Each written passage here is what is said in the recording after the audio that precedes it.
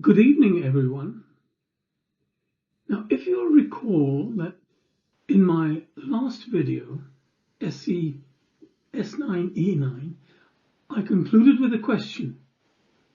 And the question was, how does history actually come to be written? Now, have you ever asked that question?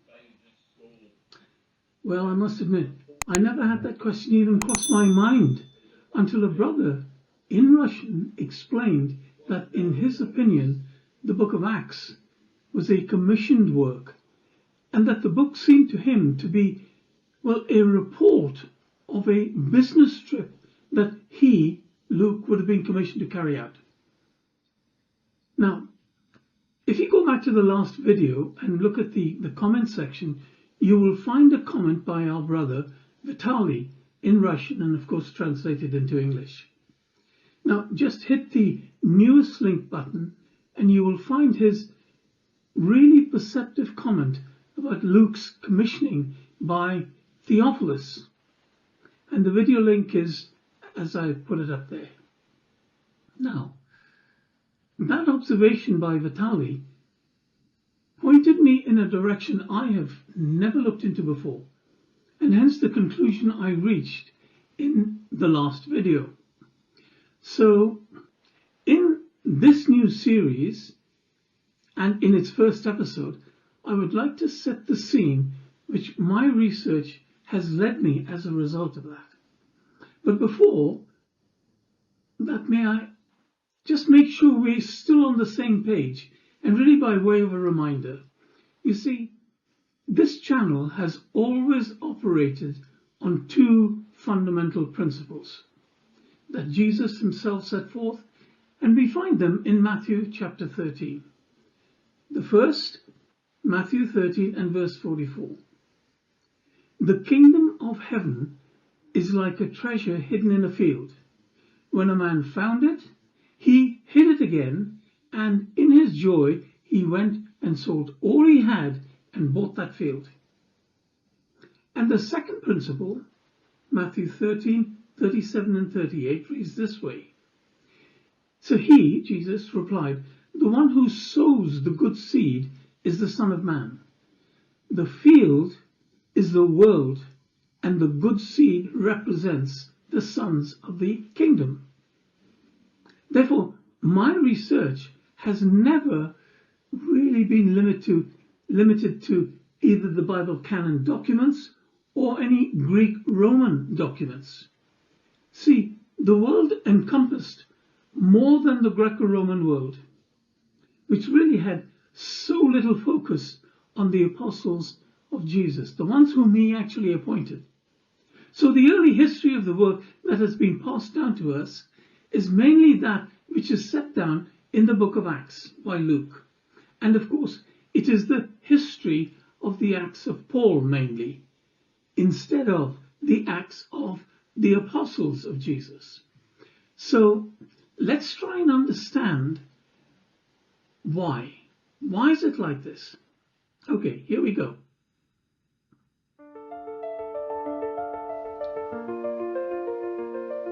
Now, by way of a sort of prologue to the Acts of the 12 Apostles, we're going to start with Thomas. Now, why Thomas, you may ask? Well, I think you will figure it out as we go along. Essentially, we have covered the Gospel of Thomas in a previous video, and I'll put the link up in the credits. However, the other book is the Acts of Judas Thomas, which will be the subject material of Thomas in this episode, particularly starting with my focus on Thomas himself. And you'll find this in the link which I have got up there on the screen, but I will also get it into the credits. Now, the Acts of Thomas isn't in the Bible, in most early Christians' writings as well, because it's part of the New Testament Apocrypha, books that were read by the early Christians, but didn't make it into what really became the Bible canon. And so, in this book, we're going to examine, well, I will summarize it to set the sort of backdrop, and I think you will find it very, very interesting. See, now scholars have dated this work to the early 3rd century. That's about 225 to 250 CE. And the original language was Syriac, and it was written in Edessa. It is a series of episodes about Judas Thomas traveling to northwest India, that's the Indo-Parthian kingdom, and of course it ends in his martyrdom. Now there are some key lines which help us to get the picture. See, at that time, all of us apostles were in Jerusalem, and India fell to the lot of Judas Thomas.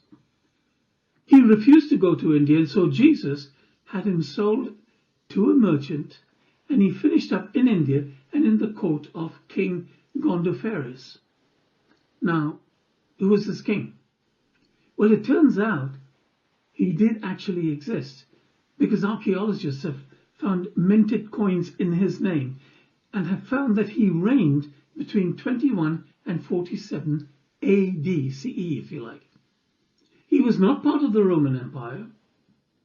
His kingdom was in what we know today as sort of northwest Pakistan and Afghanistan. So this king was a real historical figure, with the Apostle Thomas actually linked to him. Now, when we check the period of his reign, well, it matches the time period of the apostles. And when you read the Acts of Thomas, the account does tell of the king's eventually becoming a believer. But how that came about is quite interesting. You see, he, that's Thomas, was commissioned by the king to build a palace. But the money he provided Thomas with, well, Thomas used it really to help the poor with food and shelter and education. Now, when the king found out, he cast Thomas into prison because of that. But the king's brother later died, and Jesus, using Thomas, resurrected him. And the king, as a result, became a believer when his brother, having returned, said what he saw, and that was a heavenly palace which Thomas built with the money. And Thomas established a church there. And then he, that's Thomas, travelled south along the western coast and set up 7 churches in all in the southern Indian state of Kerala. Now this is dated to around 52 AD. Now, when the Portuguese arrived in India around 1500 AD, there were thriving Christian communities in Kerala, and they were known as the St. Thomas Christians. Now, this history does not appear in any of the Roman annals. And we will deal with that and the reason for that in a moment, right?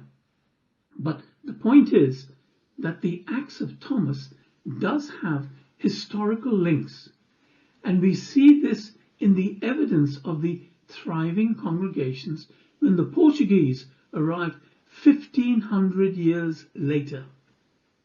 Now, I know from personal experience that by the 1950s, that's another 400 odd years, the St. Thomas Christians had congregations as far as Calcutta, where I grew up. Now, this is on the opposite side of the Indian subcontinent, really some 3,000 miles away. My cousin was actually educated in one of their schools in Calcutta, now known as Kolkata. Their schools and orphanages extended south towards Madras, which is now known as Chennai, in southern India. And this is on the east coast of the subcontinent, facing the Bay of Bengal. So we have the Bay of Bengal, the Indian subcontinent, and of course the Arabian Sea.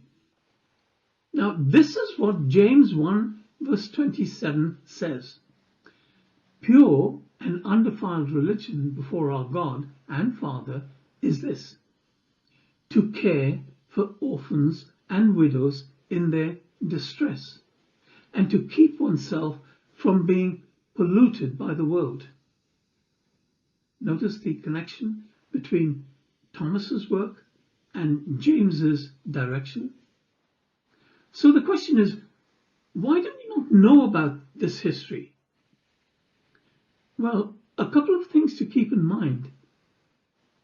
First, if you've never heard of Thomas in India, it's not because it didn't happen, it's because of who paid for the history books to be written.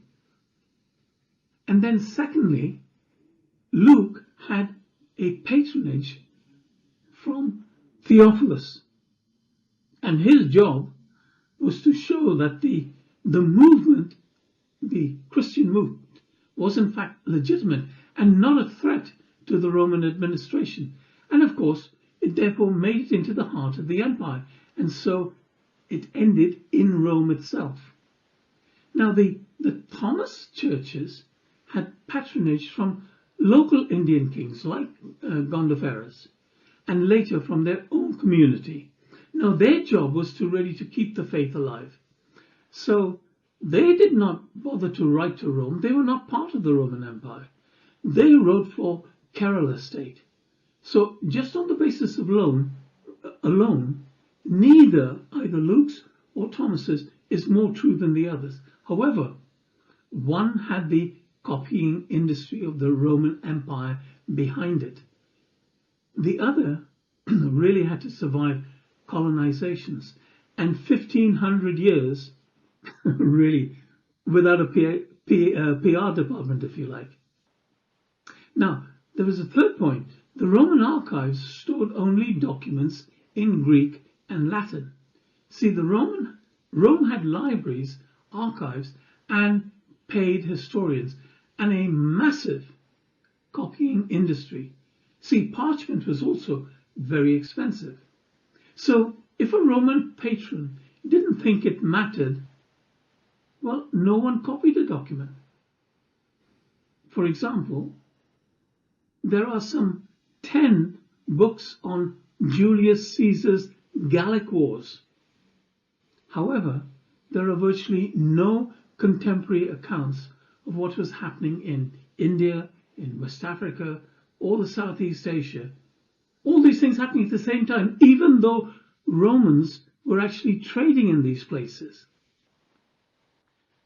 So any document not in those languages of Greek and Latin, well, they were considered legendary. So now you may have spotted the reason why this other part of history, in fact the major part of history, hasn't come down to us as history. I think you may have got the picture so far. See, for history to be recorded as such in Imperial Rome, they had to satisfy certain criteria. The documents had to be in the languages of either Greek or Latin. And the benefactors played a part in whether the document was even submitted to the imperial libraries.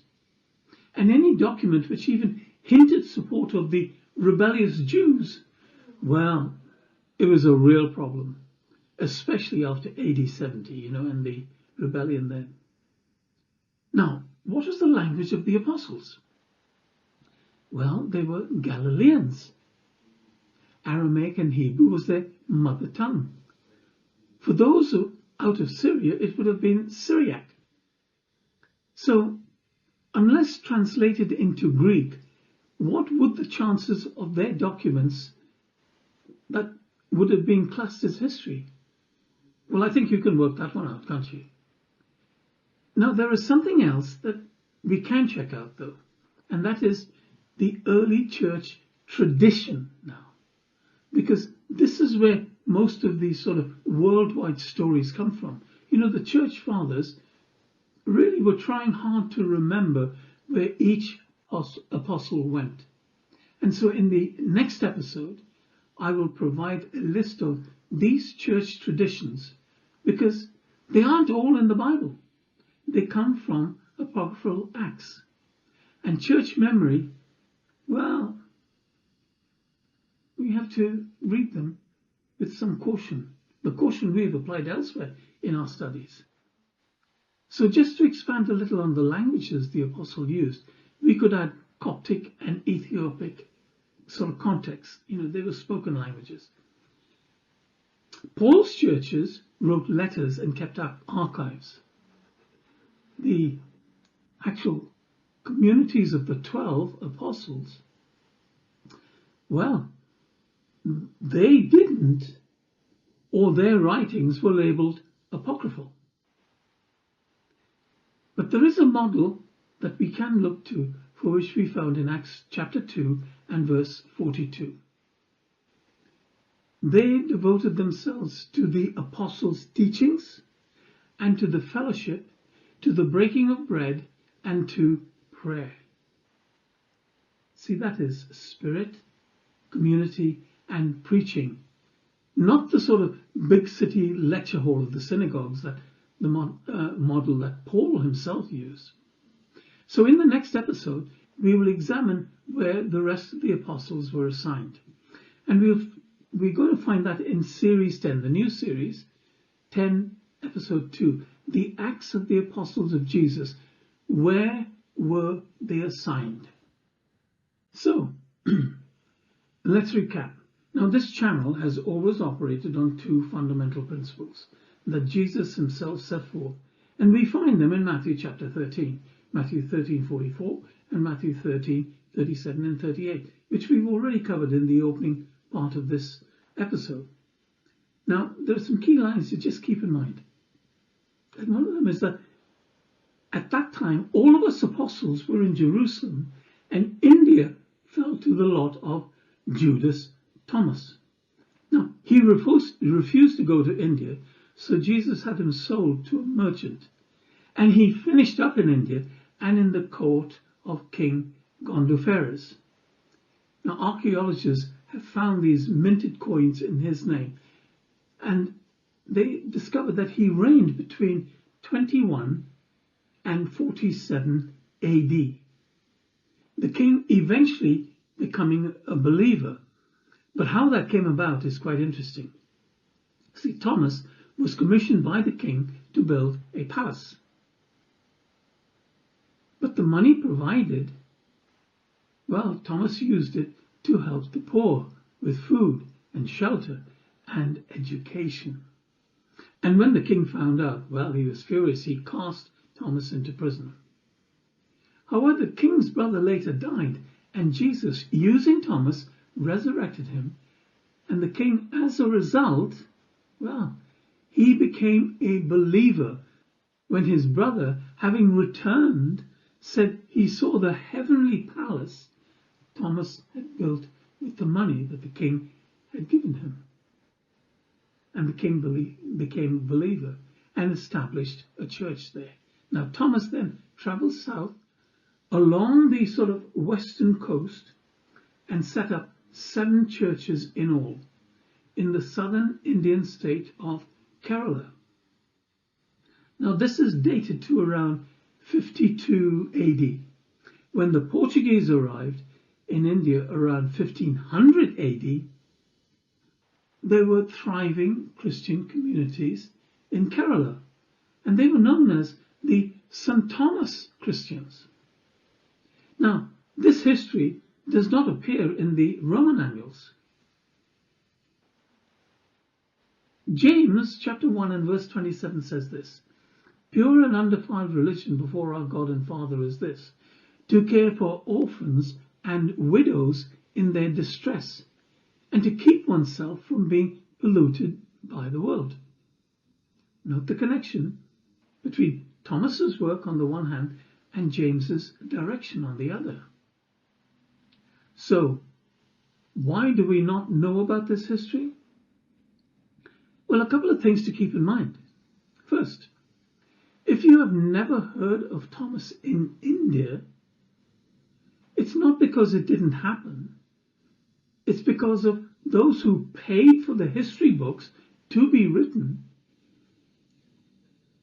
And secondly, Luke had patronage from Theophilus, and his job was to show that this movement, the Christian movement, was indeed legitimate and no threat to the Roman administration. And of course it made its way into the heart of the empire, and of course ended in Rome. Acts chapter 28. The Thomas churches had patronage from local Indian kings like Gondophares, and later from their own community. You see, their job was to keep the faith alive. So they did not write to Rome. They wrote for Kerala.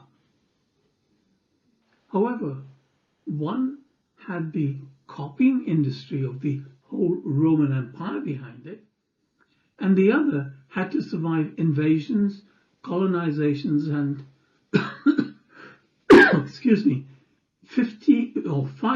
1500 years really without a PR department. And then there's the third way. You see, the Roman imperial archives stored only documents that were in Greek and Latin.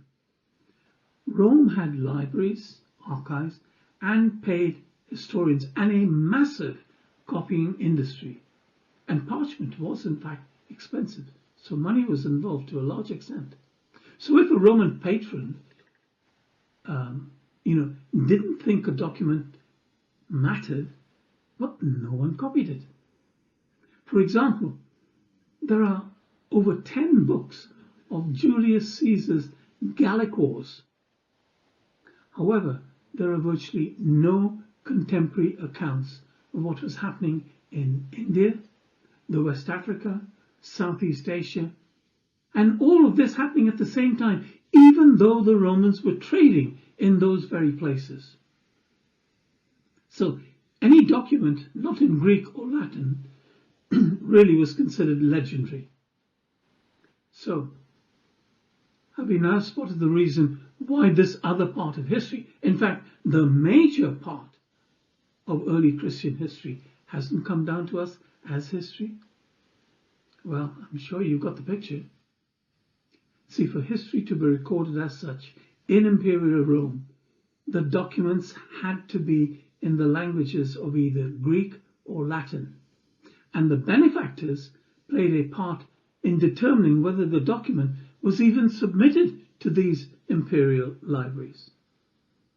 And then any document which even hinted at support for the rebellious Jews, well, that posed a real problem, especially after AD 70, the big revolt. Now, what was the language of the apostles? Well, they were Galileans. Aramaic and Hebrew was their mother tongue. And for those out of Syria, it would have been Syriac. So, unless translated into Greek, what would the chances these documents would have been classed as history? Well, I think you can work that one out, can't you? Now, there is something else we can check out. That is that there were early church traditions, because this was where most of the worldwide stories come from. And so the church fathers were trying very hard to remember where each apostle went. And so in the next episode, I will provide a list of these church traditions, because they aren't all in the Bible. See, they come from apocryphal acts like the Acts of Thomas. And of course, it relies on church memory, so we have to read them with the same caution that we have applied elsewhere. Paul's churches wrote letters and kept archives. The communities of the 12 apostles didn't, or their writings were labeled apocryphal. But there is a model that we could look to, which we find in Acts 2 and verse 42, which reads, "They devoted themselves to the apostles' teachings and to fellowship, to the breaking of bread and to prayer." You get the picture? This is spirit, community, and preaching, not in the big city hall type Sanhedrin hall model that Paul used? No. But in the next episode, we will examine where the apostles were assigned to. See, Series 10, that's S10E2, the Acts of the Apostles of Jesus, where were they assigned? So, thank you for watching, and, well, see you next time.